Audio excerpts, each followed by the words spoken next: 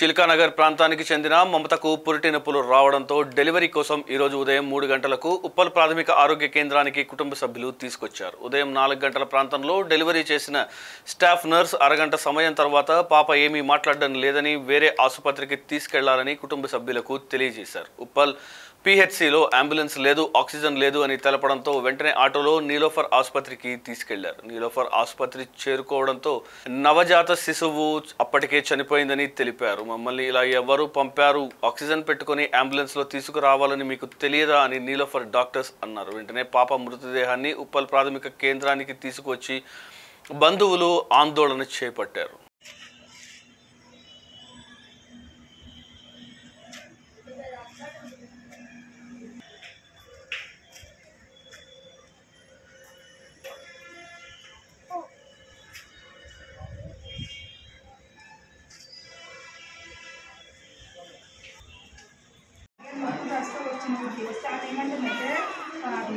కోటికి పోమని డీటెయిల్స్ వచ్చాము అంటే నొప్పులు వస్తే ఇక్కడికి వచ్చినాము అన్నారు కదా నొప్పులు ఇస్తే రానికి రేపు పొద్దున మందికి ఇస్తా అని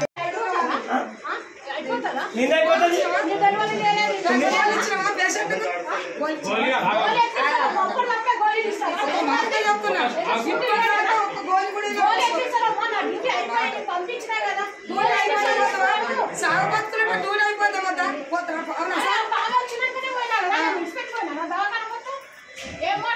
నువ్వేం మాట్లాడుతున్నావు నువ్వేం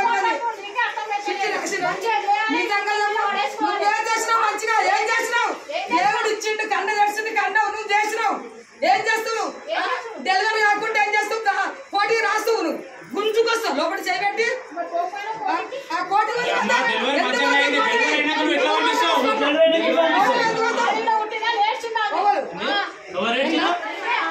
ఆడవిలో లేడ్చాడు బుద్ధుడు ఎవడు ఎవరు ఏం మాట్లాడుతున్నావు నువ్వు డ్యూటీ సక్క అయిపోతే తప్పు ఉంటే తప్పు ఒప్పుకో. నా ఇంట్లో 10 మంది నా బిడ్డలు నా కొడుకు బిడ్డలు